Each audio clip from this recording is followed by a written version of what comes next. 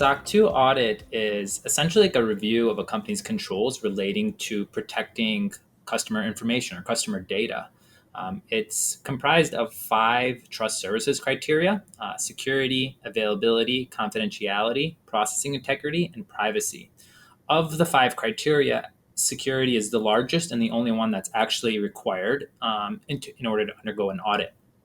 Um, in order to meet the SOC 2 audit requirements, you have to comply with a number of controls, and the way SOC 2 defines them as points of focus. And your organization puts those controls or points of focus in place in order through using, for example, policies and procedures. And that kind of defines your information security program and your compliance with SOC 2 as a whole.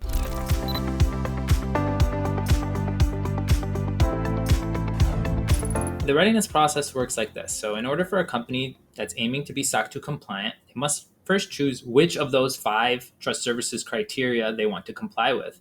I mentioned that security is one of the required principles or criteria, and so they have to do that one. So most organizations choose to do security, availability, and confidentiality. Those are like the big three, I'd call them. And so once you settle on which criteria you want to meet, you then can shape your program.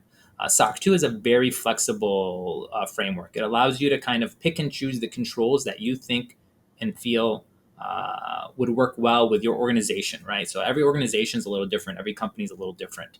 And so SOC 2 is a bit flexible in that it allows you to pick and choose the controls that help you meet security, availability, and confidentiality in a way that fits your organization.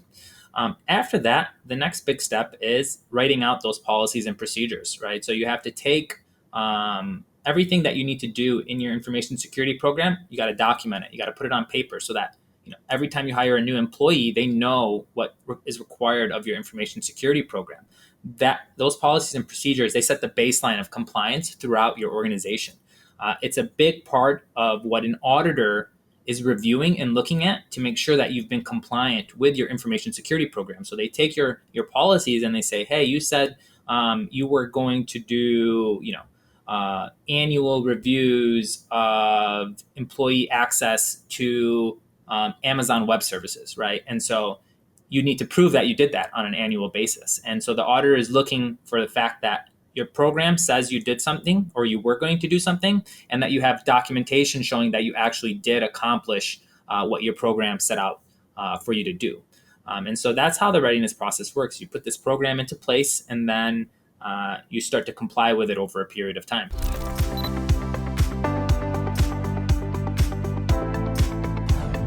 It sort of depends. So we'll take a step back here. It depends on what type of audit you're going to undergo. So there's a type 1 and type 2. I'll get into that a little bit later. But for a type 2, an audit occurs over a period of time. Hence, an audit may be over a year-long period. That doesn't mean that you're getting audited for that entire year. You're probably only going to get audited over the course of like a week or two at the end of that time period. And so audits typically take anywhere from 2 to 6 weeks. A lot of it depends on auditor timing. Are you and the auditor being responsive with each other, getting information back and forth to each other as needed? And that'll kind of determine how long your audit takes. But generally, it's about 2 to 6 weeks.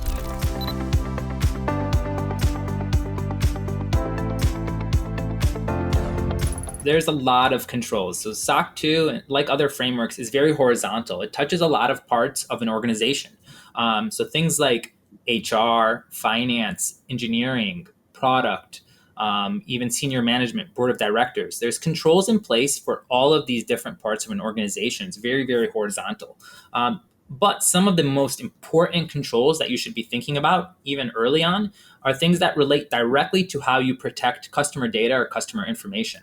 Things like access controls.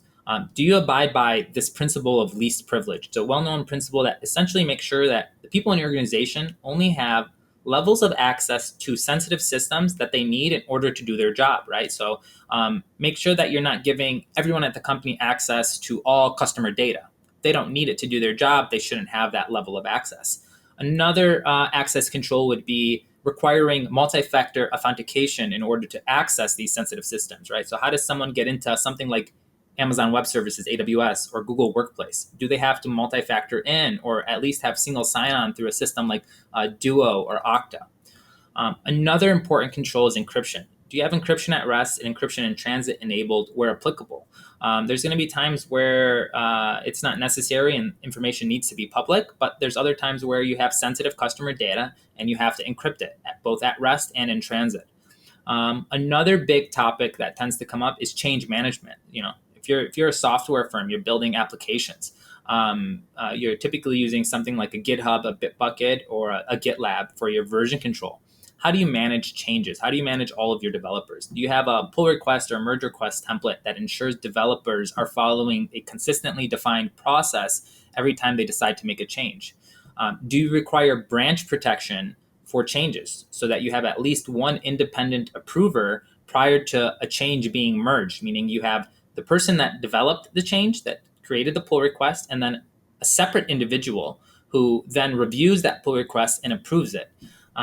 Are you running integration or static application security tests and requiring them to pass before merging changes into the main branch as a means of protection over making sure both your application is secure and that a change doesn't negatively affect customers through maybe a change that could have taken the application down and reduced availability?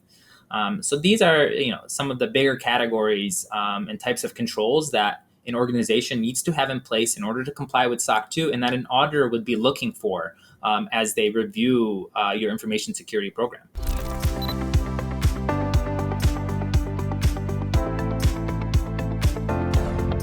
So a type 1 is a point-in-time report.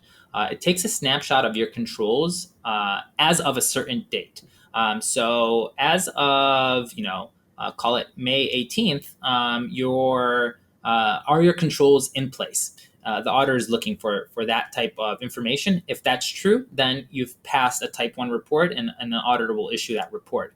Whereas a type 2 is a review over a period of time. So are you compliant with your controls over a period which is typically 12 months of time? And then the auditor will look back over those 12 months during the 2-week or 6-week audit that takes place and say, can you provide me details on the previous 12 months to ensure that you've been compliant over those 12 months? So typically they'll sample things like take a sample of your changes, like I mentioned earlier, change management, making sure that you have consistently defined pull requests. So what they'll say is, can you have a list of all those pull requests over the previous 12 months? And then they'll pick maybe a sample of 10 to 20 of those pull requests to ensure that they've had that consistently defined process, that they had an independent approver, that they had tests operating against them. And so that's how they make sure that you've kind of managed to maintain your program over the period of the previous 12 months. And that's what a type 2 is. It's the operating effectiveness of your controls over a period of time. Now, you can also do shorter than 12 months. So you can go all the way down to 3 months. However, the typical standard that most people aim for is 12 months. And even if you did a shorter one initially, you're typically going to opt to do a 12-month audit period after that, because if you do shorter audit periods, you're essentially just doing multiple audits within a year. It's going to cost you more money and take up more time. So you're not going to want to do that.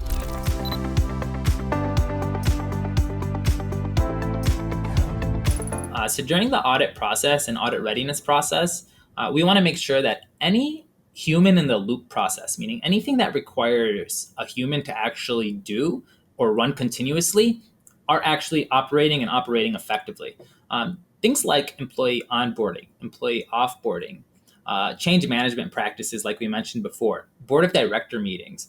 Another requirement is some type of performance review with respect to your team regarding transparency of jobs, roles, and responsibilities that they have to adhere to over the course of their time at the company.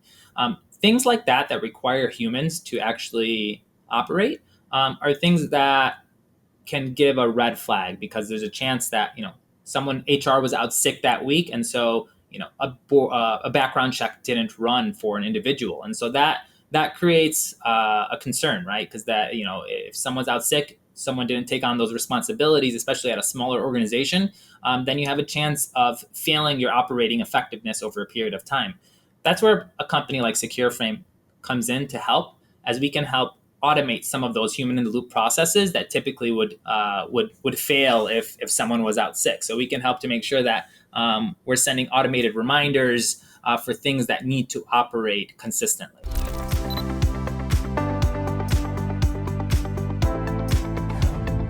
Couple tips. So one, start early. The earlier you instill a culture of security, the more likely you are to be successful in operating a security and compliance program. The more you instill that into your team members early on, the more they'll believe it and follow through with it. If you wait too long, just like any type of culture, the culture you instill at the beginning is likely going to be what the culture becomes towards the end. And so instilling a culture, a successful culture around security and compliance is extremely important the earlier you do that. Another important tip is when you're thinking about building a B2B company, you will have a very difficult time selling to larger enterprise organizations in the US today if you're not SOC 2 compliant. And so for that reason, what I tend to tell people is like, when you're starting a company, one of the first things you have to do is incorporate, right? So you make a C Corp or LLC. The next thing you probably have to start thinking about is like, okay, what's our compliance program going to look like? Because that's the question you're going to get asked a lot when you go to do sales. SOC 2, I tend to not think of it as like a compliance program. I actually tend to think of it as a sales enabler, right? So it allows you to sell into organizations that are larger than you, and give them confidence that you are doing things in order to protect their data that they're trusting you with. And because of that, it's much more of a sales enabler than it is a compliance program. SOC 2 alone is probably not enough for you to do as a security program. You probably should be doing more, but it's definitely critical to proving to those third-party customers and vendors that you are at least taking security and compliance seriously.